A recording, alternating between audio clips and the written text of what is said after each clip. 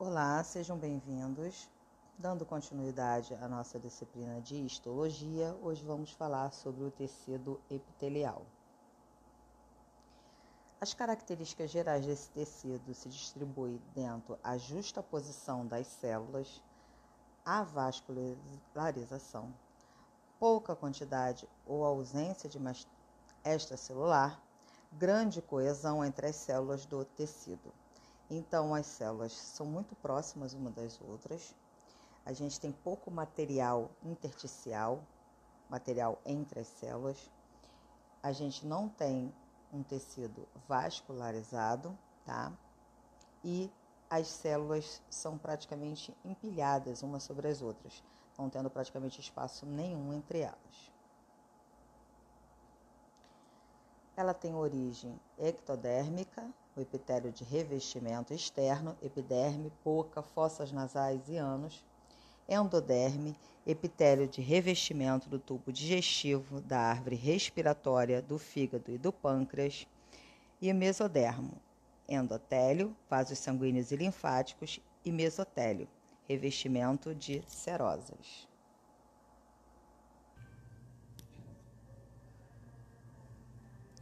Tem função de proteção, a epiderme que protege os órgãos internos de agentes externos, de absorção através de mucosas, secreção nas glândulas e sensorial neuroepitélios. Especializações de suas membranas: glicocálix, adesão entre células e pinocitose, microvilosidades e estereocílios, formados por microfilamentos de actina, estão relacionados com o aumento da superfície de absorção da célula. Intestino, epidídimo, canal deferente, cílios e flagelos atuam na movimentação. A zona de oclusão é a junção mais apical, onde ocorre a interação entre as proteínas. Tem efeito selador, não permitindo a passagem extracelular de material. Circunda toda a célula e atua na aderência entre as células vizinhas. Junção comunicantes. São formadas pelos canais hidrofílios, por onde passam moléculas informacionais, por exemplo, hormônios, e íons que propagam informações entre as células vizinhas, exemplo, músculo cardíaco. O desmossomos são discos compostos pela membrana de duas células contíguas ligadas a uma placa eletrodensa associada a tenofilamentos. Realiza a aderência intercelular. E hemidesmossomos tem aspecto de meio-desmossomo, localizado na membrana das células epiteliais e auxiliam a fixação da célula epitelial à lâmina basal. Então, aqui a gente tem uma demonstração do glicocálix,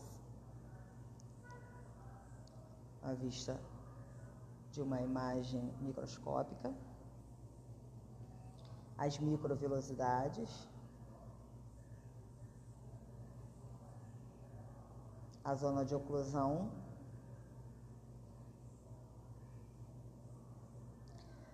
a lâmina basal é composta de colágeno, tem a função de nutrir o tecido epitelial. Aqui a gente tem uma visualização da lâmina basal.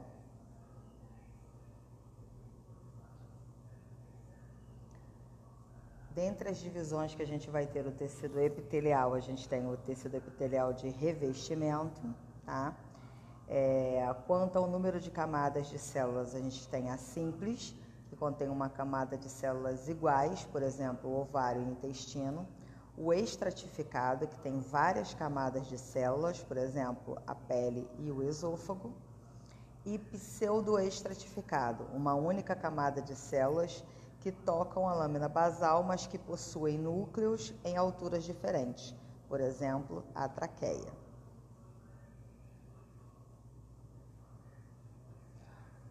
Então, quanto à forma de suas células, a gente tem as cúbicas, as colunares e as pavimentosas.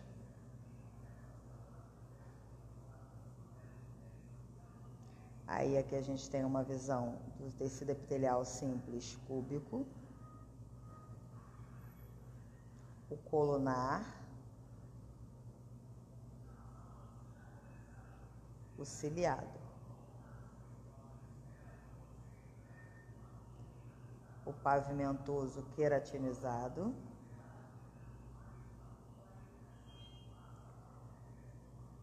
uma segunda tecido epitelial glandular, formada a partir de células especializadas na produção e secreção de substâncias.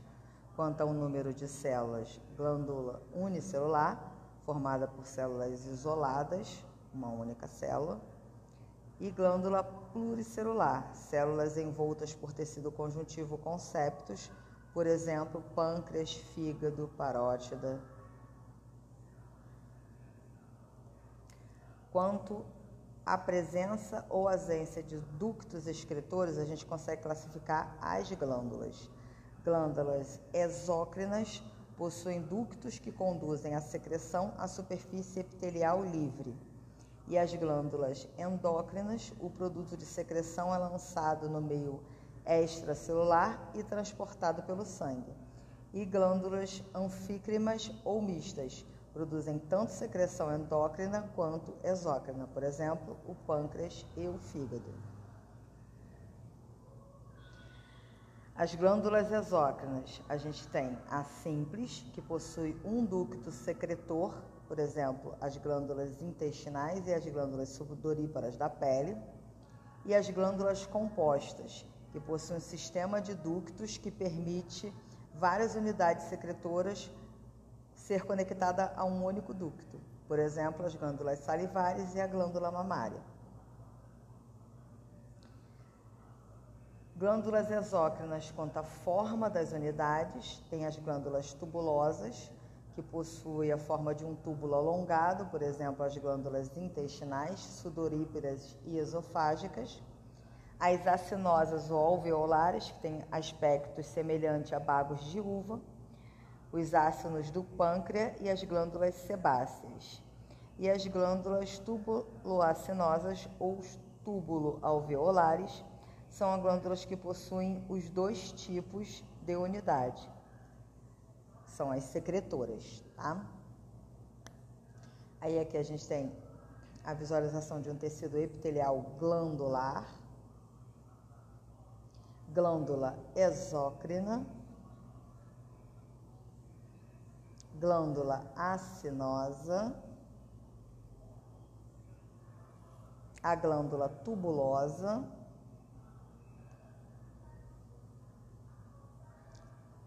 a acinosa alveolar.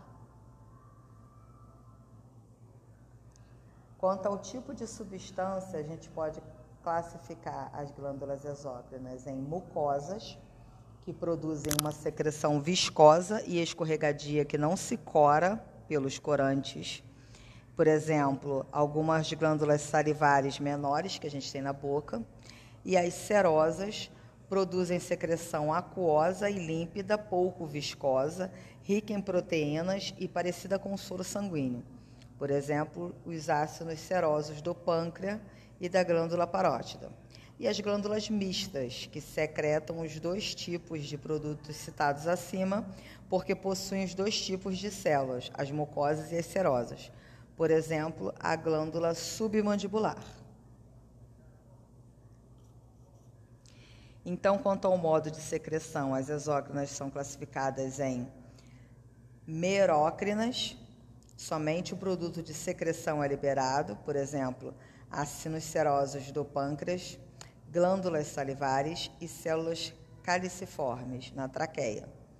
Holócrinas, secretoras que destacam de glândula e levam consigo o produto da secreção, por exemplo, a glândula sebácea. E as apócrinas, que o produto da secreção é eliminado juntamente com pequena parte do citoplasma apical, por exemplo, as glândulas sudoríparas e as mamárias. Aí aqui a gente tem uma glândula mucosa, salivar menor, ácidos do pâncreas, glândula mista, a submandibular, e a glândula holócrina, sebácea, e a próquima mamária.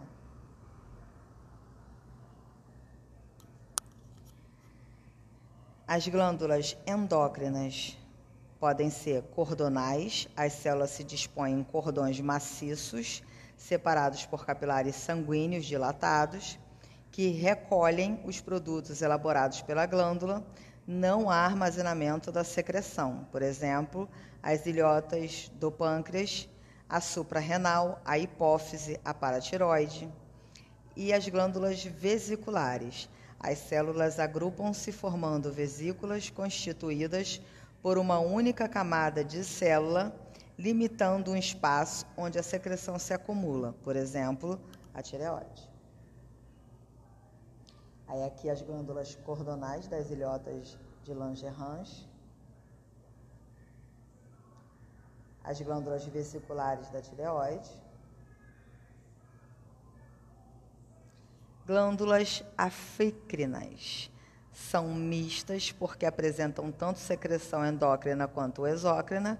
Por exemplo, o pâncreas secreta enzimas de modo exócrino no duodeno e hormônios, como por exemplo a insulina e o glucagon, de modo endócrino na corrente sanguínea.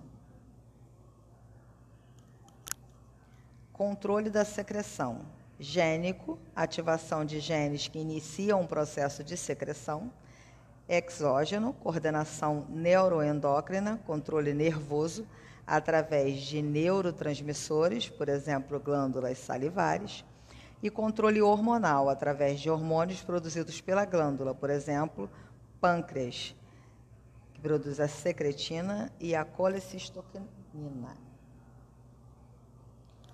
Bom, gente, paramos essa parte por aqui. Espero que vocês tenham gostado. Até um próximo encontro. Qualquer dúvida, é só me contactar.